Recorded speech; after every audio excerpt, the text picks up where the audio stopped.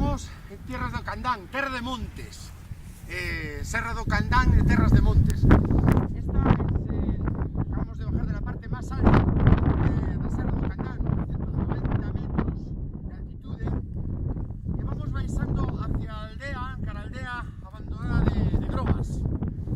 Esta parte de aquí, como vedes, parece que arañaran desde o alto, arañaran toda a roca, pola que vais a un montón de regos que chegan cara ao río Grobas, que dá nome a aldea, ou ao revés, a aldea dá nome a...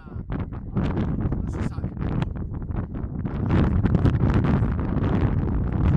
Os arañaros de roca, vais a un montón de regos que van dando forma a ese río que baixa e chega a ter as terras do Deza,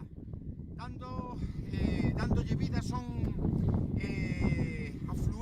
Son tributarios do río Toxa, o afluente río que ten as fervenzas que en outras ocasións miráramos outras saídas medioambientais.